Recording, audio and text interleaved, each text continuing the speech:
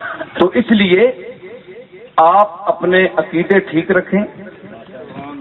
انسان کا وہ رخ جو اللہ نے اس آیت میں بیان فرمایا کہ جب ہمیں سے نعمت دیتے ہیں تو نعمت میں الجھ نہ جاؤ.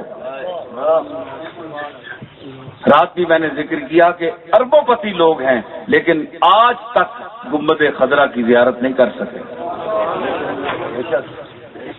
ان سے تو وہ غریب اچھے ہیں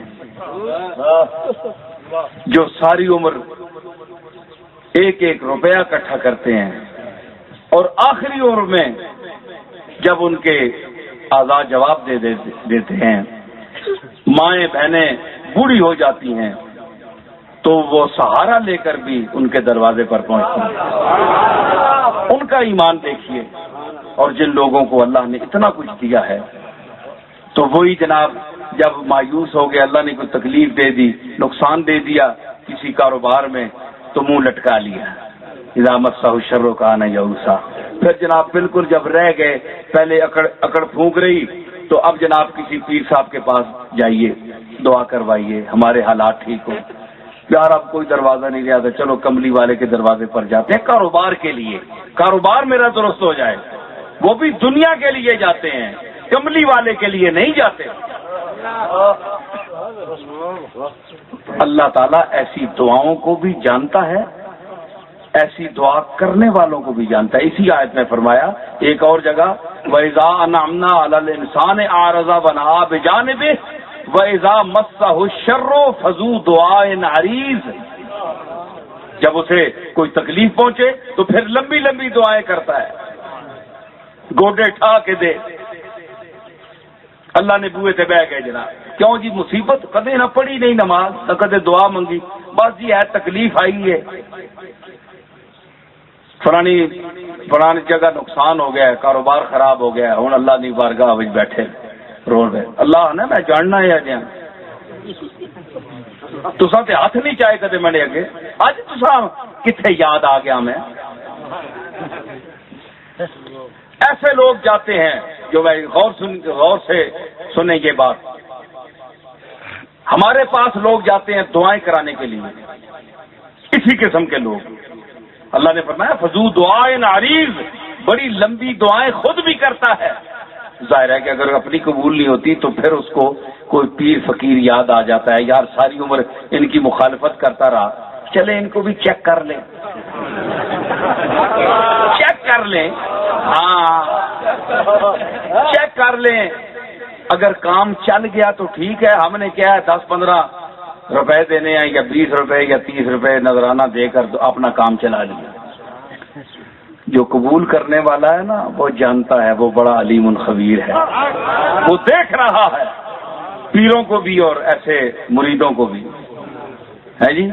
پہلے تو عقیدہ ہی خراب تھا کہ ان کے درباروں پر جانا ہی منع ہے، حرام ہے، بدعتی ہیں، یہ مشرک ہیں. تو اب جناب ہوا کہ چلو جاتے تو ہیں. اب پیر صاحب کے سامنے جناب دعا آپ کریں. پیر صاحب نے دعا کی، یہ سمجھتے ہیں جناب اب دعا قبول ہوئی. مہینے 2-4 گزرے، دعائیں مسلسل کرائی جا رہی ہیں، پیر صاحب بھی کر رہے ہیں، میں بھی کر رہا ہوں اور پیر صاحبان بھی کر رہے ہیں، کوئی دعا قبول نہیں ہوتی. مسئلہ کیا ہے؟ یہ میں بڑی خاص بات بتا رہا ہوں.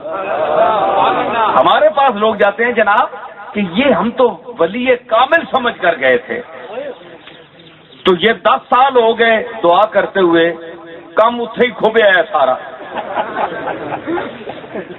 فائدہ کے پینڈے بھی پٹے، کرائے لائے، گھر نہ کم کاج چھوڑیا تے جناب ٹکے کھادے، انتظاراں کیتیاں، دعا ہوئی تے 10 سال ہو گئے تے مسئلہ اتھے نہ اتھے ہی. پھر جناب شروع ہو گیا کہ ان میں ہے کچھ بھی نہیں، ان کو چیک کر لیا.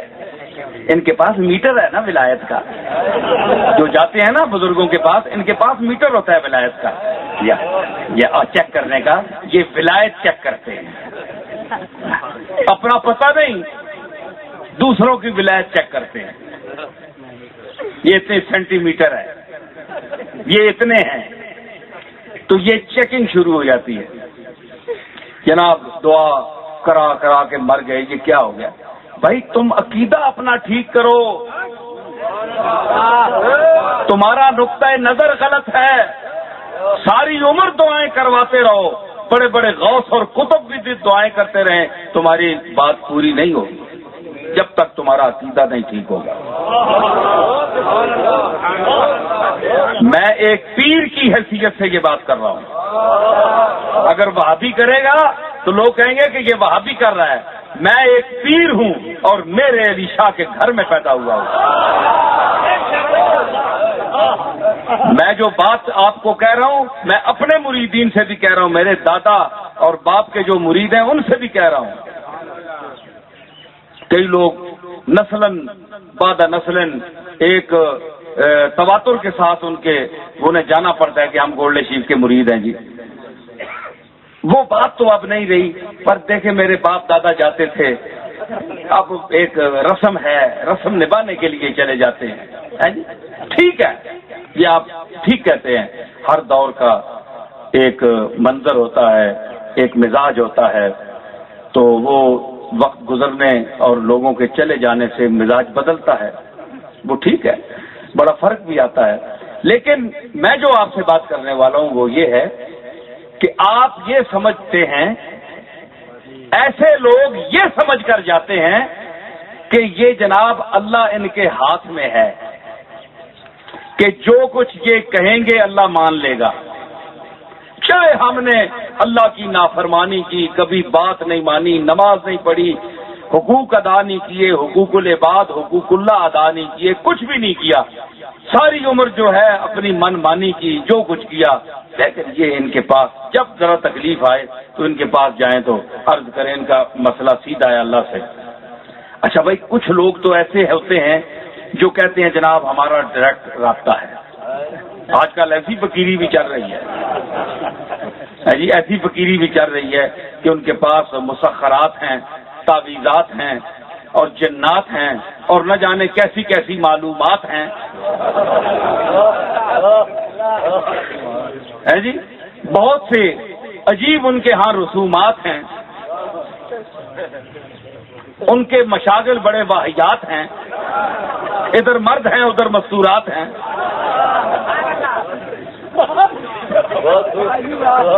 عجیب عجیب خرافات ہیں.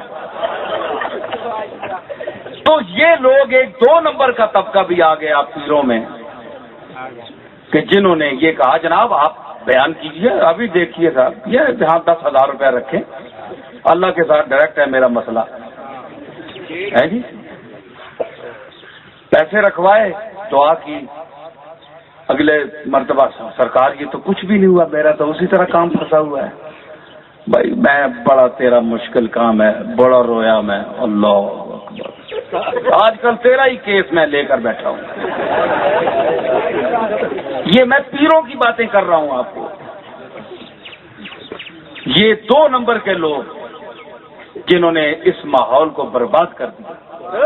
میں تمہارا کیس لے کر بیٹھا ہوں, بس رکھو نا 15,000 اور, تو اگلے یہ وکالت کر رہے ہیں, یہ وکیلوں کی فیسیں ہیں, بس یہ کام چلاؤں گا. اب 1 2 3 مرتبہ میں انشاءاللہ تمہارا بیڑا پار ہو جائے گا. یعنی اسے اچھا لوٹ لیا, کھال اتار لی, سال گزر گیا, اخیر وہ کم بخت بدعقیدہ ہو گیا کہ یہ تو کسی چکری کے ہاتھ لگ گیا, میں یہ تو فراڈی آدمی ہے.